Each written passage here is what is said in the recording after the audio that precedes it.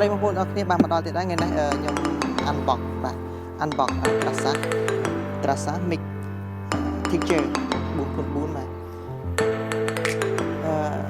ថ្ងៃនេះរៀងតាមធំជាងមុនតិចបាទអូខេ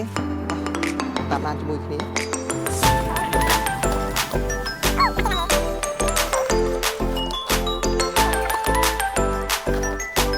បានឡាននេះដែរមានប៉ុងមានទាំងប៉ុងមុខប៉ុងក្រោយបាទកលេគឺកលេដែរនេះគឺកលេប៉ុងមុខនេះឡាននេះគឺរ៉ាន់ smooth ជាងមុនទាំងជាកូដតែទាំងជាកូដទាំងមុខទាំងក្រោយគឺត្រង់ណាបានល្អជាងមុនមែនទែនបាទហើយទាំងបងក៏ស្អាតជាងមុនស្អាតជាងមុន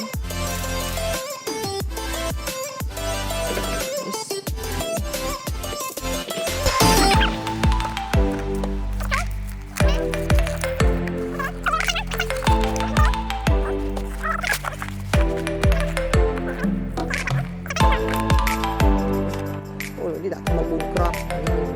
ម4គ្រាប់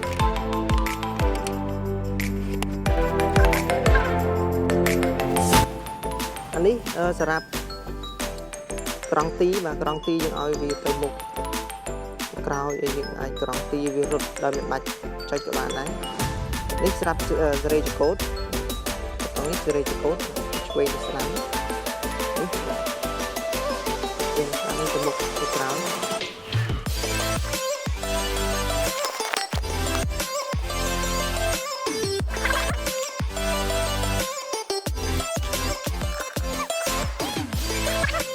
បតធំមែនទេហ្មង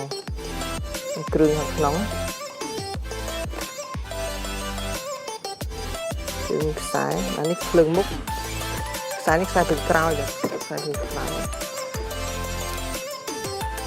កន្លែងដាក់ថ្ម